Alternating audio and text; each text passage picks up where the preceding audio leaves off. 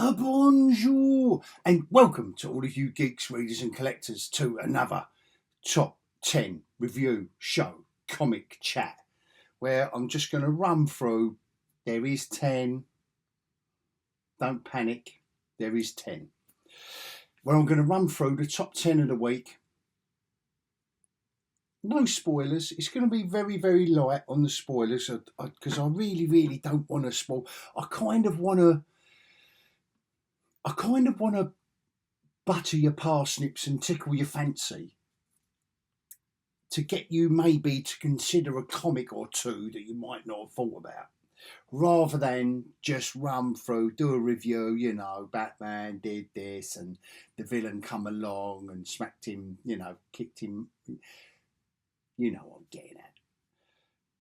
So is it a review show? Probably not. It's more chat because it's going to be spoiler light, but I'll give you as much as I can to entice you into the aforementioned buttering of parsnips.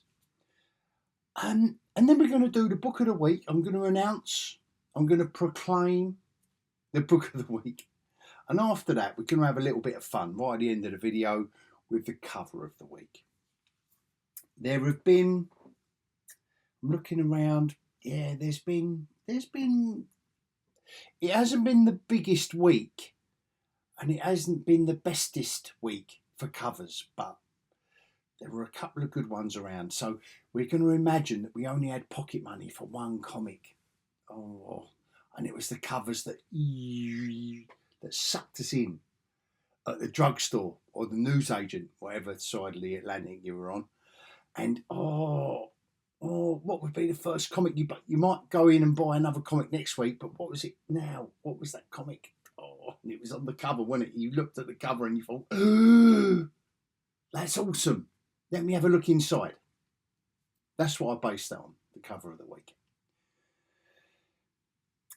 Just quickly, before we get started, in all seriousness, my book of the week is it's a beautiful thing. My comic of the week. It is. I think it's going to be an unexpected one, even for you most loyal of sexy subscribers. And I'm going to need a moment before it's a serious thing. It's just bear with me for 1 minute before I launch into the marvelous plethora of comics I have before me. Just bear with me for 60 seconds because the book of the week is something so beautiful but so serious. I've got to admit it choked me up. I'm not going to say I cried floods of tears, but it's a subject matter that's not very personal to me, but it is close to me in my life, and it's of a very serious nature. But what the creators did in that comic was a beautiful thing, and it just goes to show you what this medium of entertainment can bring us. It can make us laugh, cry, it can make us angry sometimes, maybe, but all the emotions, the whole gamut of emotions. So I've just thought I'd just preempt you that I'm just going to have to pause, do my little scroll, and then we're going to do the book of the week and the cover of the week after, because I will have to I'm just going to have to collect my thoughts for a moment and then explain why it's such a beautiful thing. Should we get on with it? Come on, let's get on with it. And we can't get more, we can't get more full on than Aliens versus Captain America. Oh yes, in World War II, Baron Strucker? Yeah, I was going to say Zucker then. I don't know why. Baron Zuckerberg. No, Baron Strucker World War II, on behalf of the Red Skull, is looking for stuff. Obviously, in World War II, he's looking for stuff to eradicate the Allies. Look what they discover. And Steve Rogers and Bucky are launched straight into it. And there's a bit of a bad ending for one of Fury's Howling Commandos. But loved it. Just loved it. Spot on. Frank Thierry on that. Stefano Raffaelli on the art. Solid. That is solid. Marvel have been doing, with these 20th Century Fox comics, they've been doing a solid job. Like I said in my haul video, up next, I really enjoyed this. There's only one panel where she breaks the fourth wall, and that's just barely. And do you know what? It was jarring. It was unnecessary, but it just felt like at some point the editorial department said, "Oh, we've got to have her talk to the audience." And do you know what? They didn't need to do it. They could have played this straight. And Stephanie Phillips is awesome. So is Aaron Kuda. And this is a worthy. I really enjoyed this. The alien governmental shenanigans on Sakaar. I just enjoyed it. And in the meanwhile, she's got to cut the head off a monster and, fight an alien and all the rest of it. So, good old Chip. As mentioned previously, I'm loving holographic Alfred.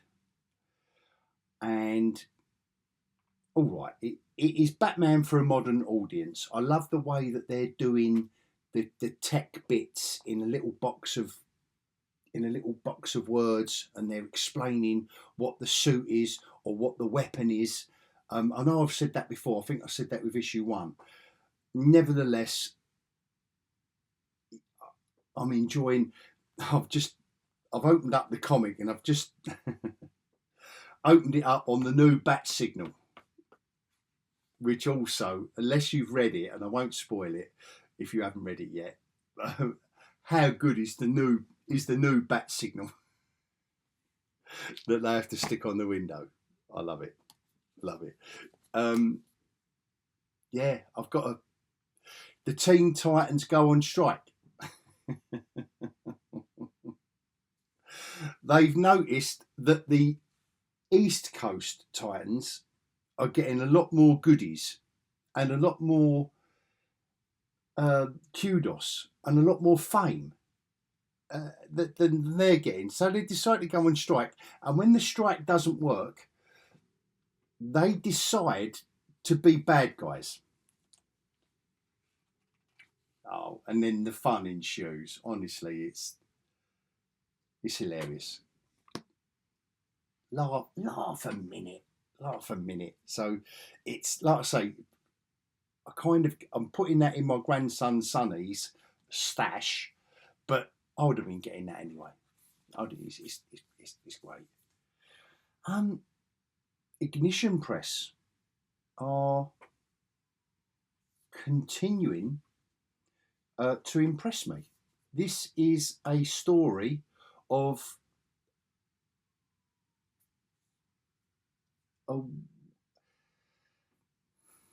how do I describe this? They're using all of the literary tropes to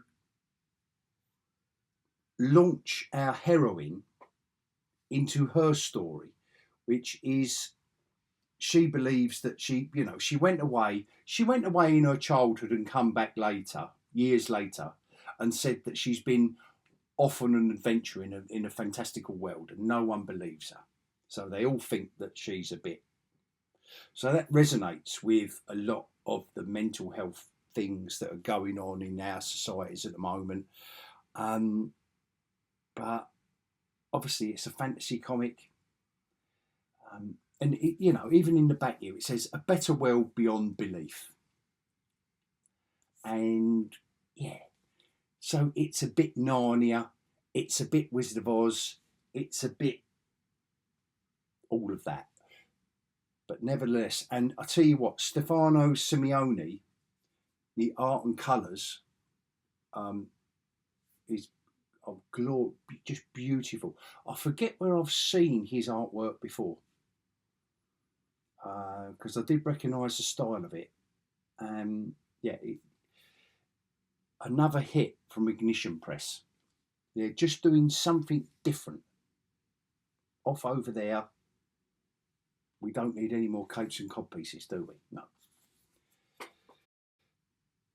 Rook, it's going to be Jason Fabok. Oh, I don't know if he was on it last. Big giant spiders this month.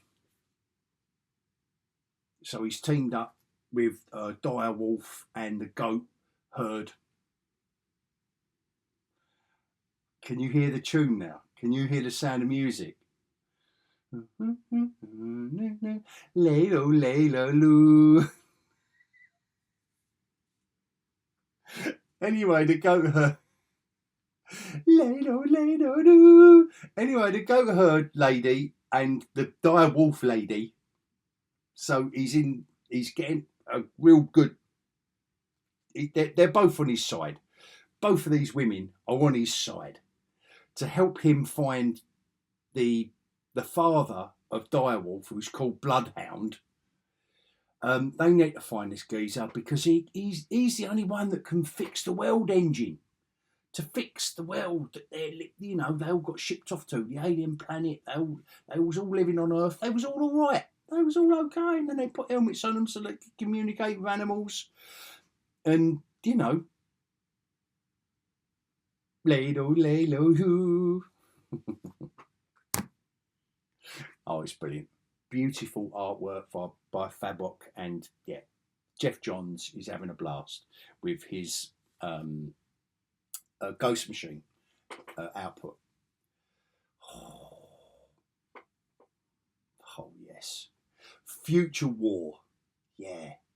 Do you like Future War? Do you like suits of armour, like armoured soldiers?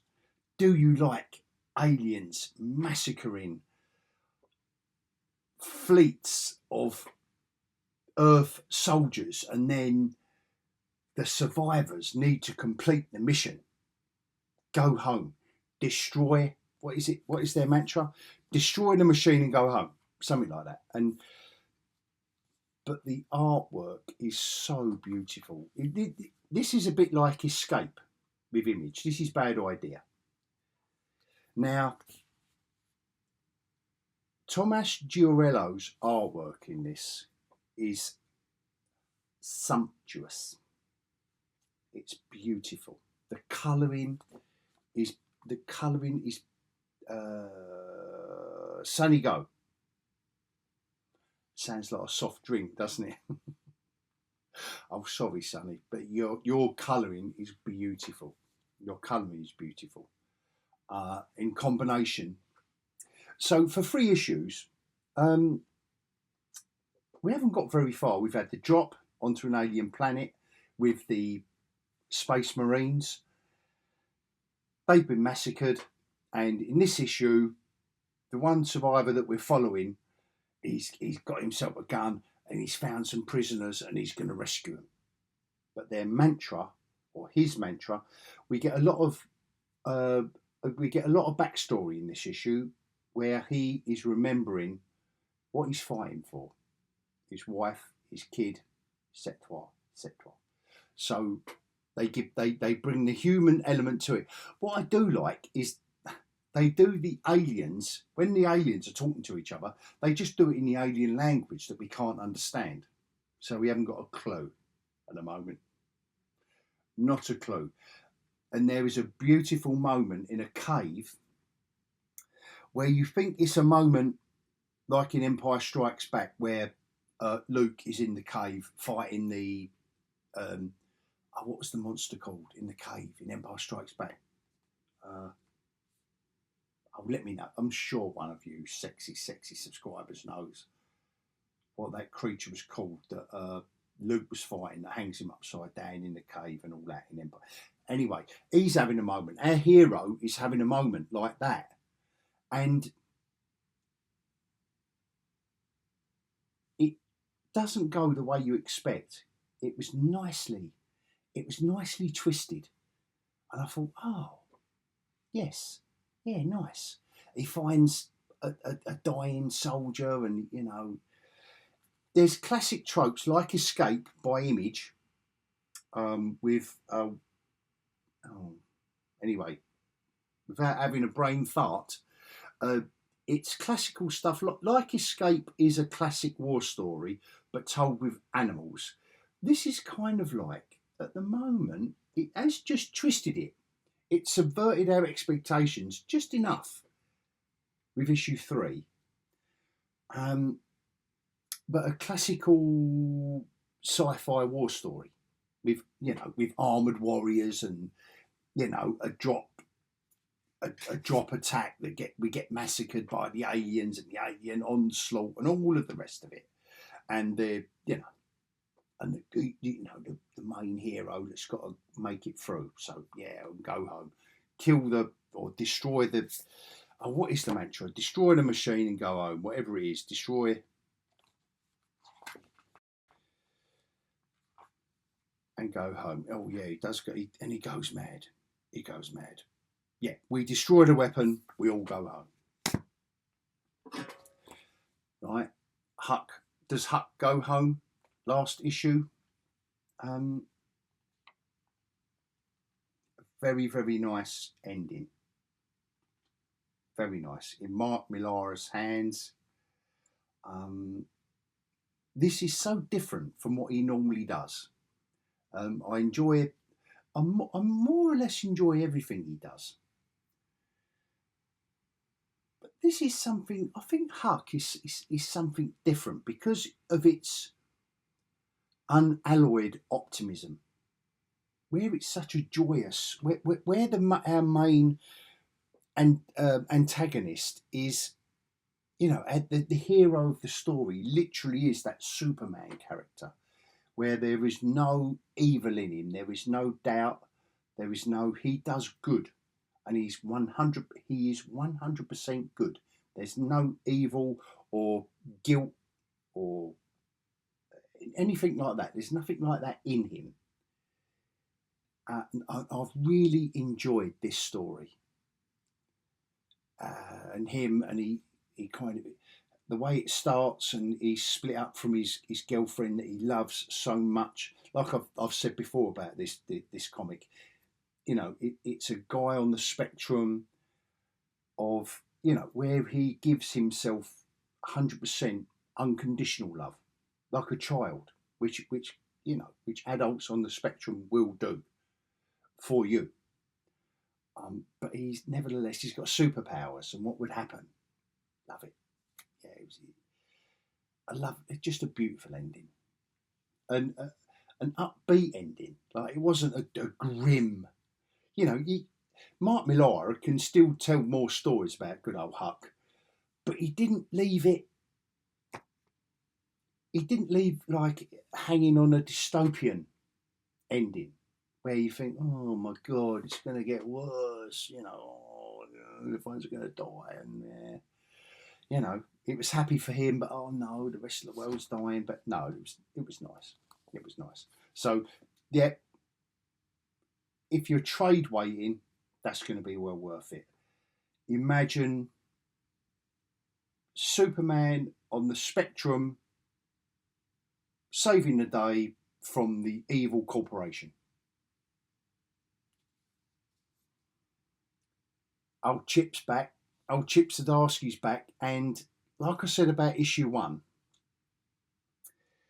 there were a few moments in this where I thought, oh, Chip, mate, you are a bit like with who is it that's doing Wonder Woman at the moment? Is it is it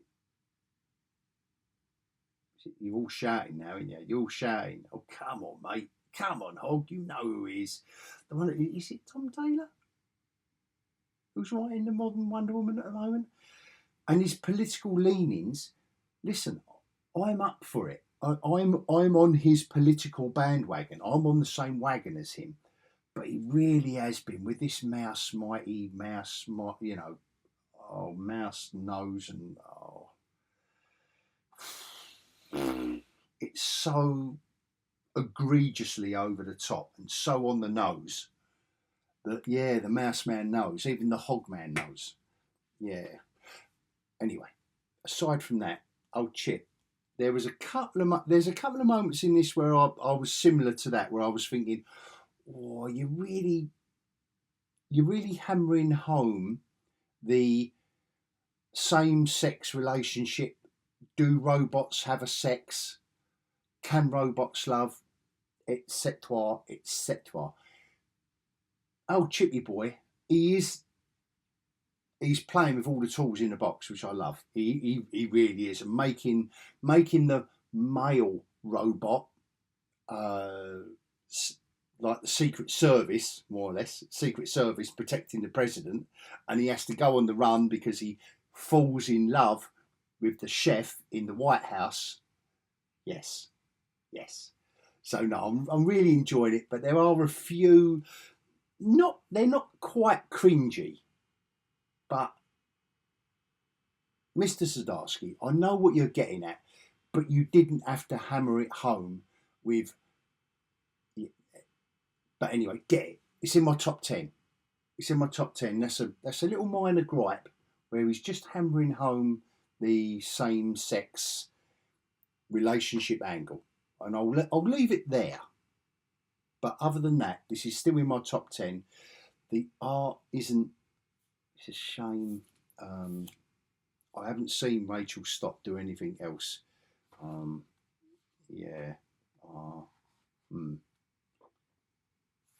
But it's nevertheless in my top 10, and it's a hit. It really is, because somehow you're not too bothered about the very, very basic art of that. So that's 9 out of 10. Give me a moment to gather my thoughts, please, before I go through my book of the week, because it just does deserve a moment or two for me to explain what a beautiful thing it is, because I don't think enough people, I think a lot of people, because I don't see this comic being spoken about, and it's not a rarity. I'll show you now before my little scroll. Bear with me a moment with my little scroll, and I'll explain why this is such a beautiful thing that packs a punch. It really does, and it did choke me up. It's a sci-fi with a twist. Denise Camp. Oh wow, just wow, in my opinion. Capes and cod pieces, sci-fi, horror, whatever you want to do. Denise Camp has done something beautiful with this comic. Just one comic, one and done, one story, which what these Assorted Crisis Events comics are. Beautiful. So please join me after the scroll for a little look at that book of the week. And it is a serious subject, so I know I do laugh and joke, but it's a serious subject. It's close to my heart, not in a personal way, but just I'll explain after the scroll. But then we will bring it back. Like, please come back. It won't be grim. It's not going to be grim. It's going to be serious, but not grim. And then we're going to do cover of the week. Yeah, there's a few covers. I might have teased out what my cover of the week might have been. Please join me after my little scroll. Thank you.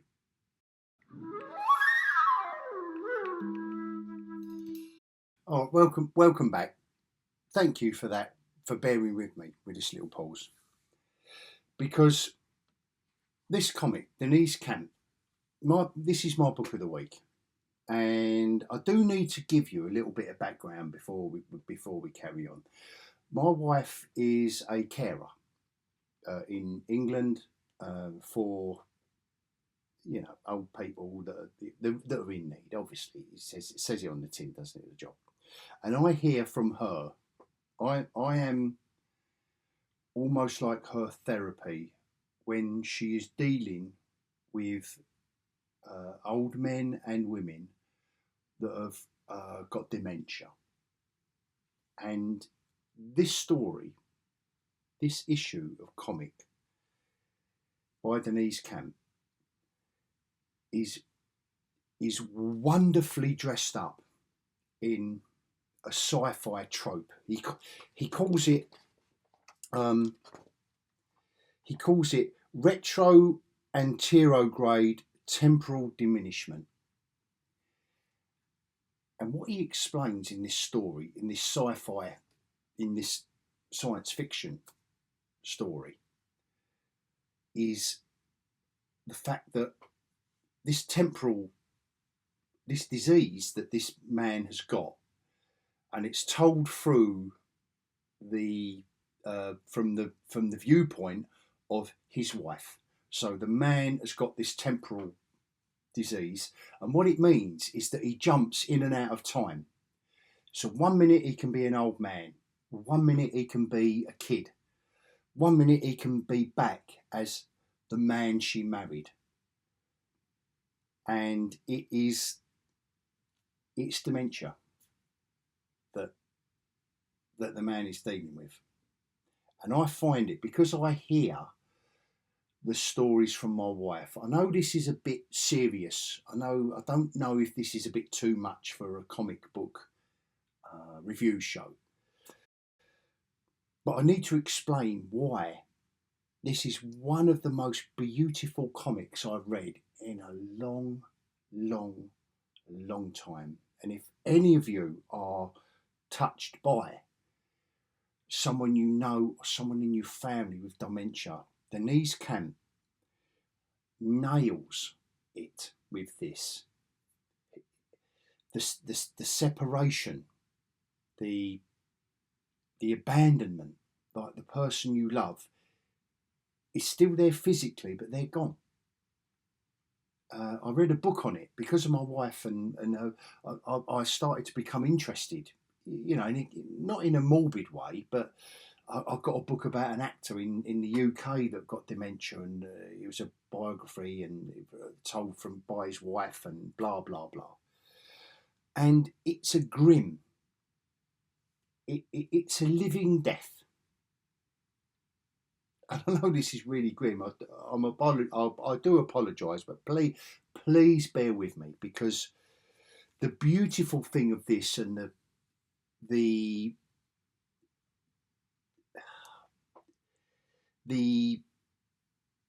tools that Denise Camp has at his disposal to tell this story in a science fiction setting is really powerful. And this is what I mean about when people want to weave a political bent to their stories. And it takes a clever writer to do that. And I tell you what, Denise Camp has cleverly used a science fiction trope, as in splitting in and out of time.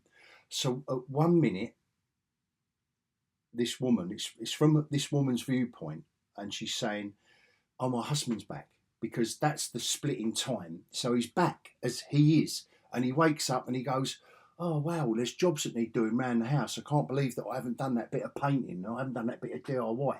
But the next minute, he's an old man and he's angry and he's bitter.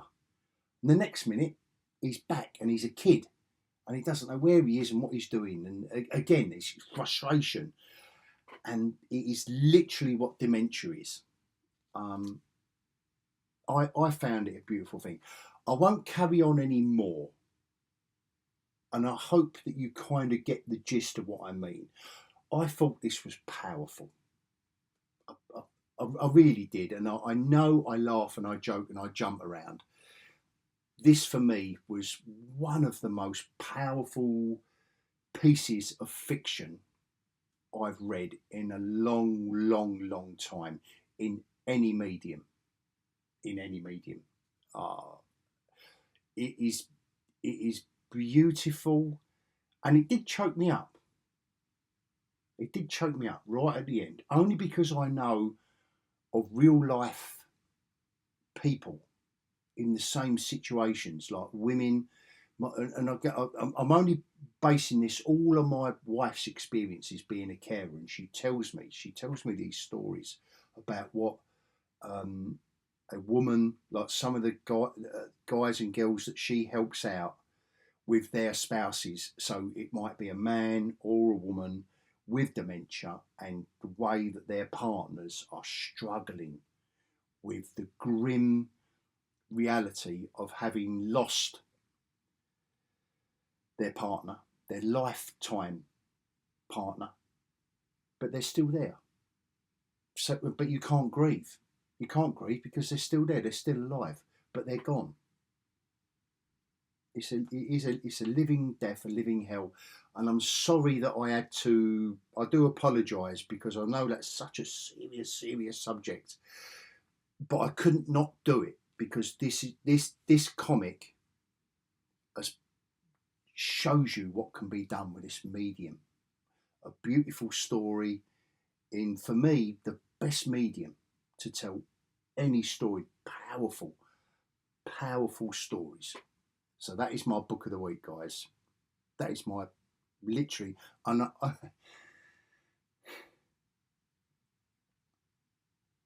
I'm still getting choked up talking about it, because it is very, very, just go and get it. You don't have to buy the collection. You don't have to have the other 5 issues. Just, yeah. It is a beautiful thing. You sit down, relax, and read it. And, yeah, gorgeous. A gorgeous. I know I'm using those kind of words for a kind of grim and serious reality check, but no, it is worthy. So I'll have to create a new award for that one, I think, this year, because nothing's gonna. No, I don't think anything. Well, we've only got 6, 7, 8 weeks left in the year. I don't think anything else is going to impact me like that comic did this week. But over to cover of the week. I know that's jarring, but come on, back in the room, everyone. Come on, back in the room. It is Old Hog. It's geekyOlhog. So come on, back in the room, everyone. Back in the room. Actually, do you want me to show you snowboarding ducks? Come on. Snowboarding ducks. Have I got your attention back? Thank you. That wasn't even going to be one of my cover of the weeks, but if I can't show you snowboarding ducks and put a smile on your face after that, then I don't know what. We're going to do cover of the week just quickly. Fabok, Rook fighting giant spiders. His gorgeous artwork. Jason Fabok. Oh, come on. That was going to attract us all day long, wasn't it? You know, with the gun, look, and he's kind of breaking a spider's back in his other hand. It's okay. Yeah. Jennifer with her legs akimbo on her throne. Maybe not the best cover, but Aaron Cooder. It was Aaron Cooder, wasn't it? Yes. She-Hulk with legs akimbo. Captain America fighting aliens. I mean, that is a lovely. Is that Lionel Francis Liu? Yes. Gorgeous cover. Oh, this looks like a robotic alien leeching off of Spider-Man. I thought that was quite a dramatic cover. Like, new suit. Oh, could this be the first? No, it was last month, wasn't it? The first. Yeah, another blackout. Yeah, you know what I'm getting at, don't you? The first appearance of the black outfit. Oh my God, the new black outfit. But guys, I think I did seed the ground for everyone. This has got to be, out of all of those covers that are beautiful artwork by Lionel Francis Yu, Aaron Kuda, Jason Fabok, and Drew Moss, Snowboarding Ducks. No, come on. It is Lee Bermejo, and look, I know this wasn't in the top 10, but these anthologies, it's difficult to know unless it's really, really brilliant. I'm still getting it. There's 3 stories in this issue. 2 out of the 3 are outstanding, and even the one that isn't outstanding is still all right. It's still good. It's all good stuff. It's all good comics. But look at this cover. Look at that gestating alien. And what I like is the woman with her hand on the glass with the gestating, like, who is she looking at? What is she there for? This cover is just a beautiful thing. That says Cruel Universe. Sci-fi horror trope like Tales with a twist. Wow, yeah. That's my cover of the week. I'm going to leave it there. Thank you. An extra special thank you if you bared with me through my book of the week. I know I don't often go there, do I? But that book just prompted it and deserves it.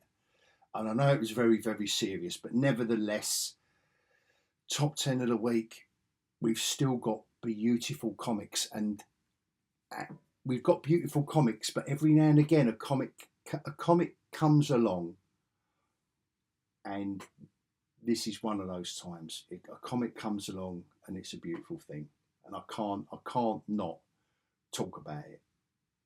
So thank you if you're still bearing with me, and join me next time, which I hope will be much less serious top 10.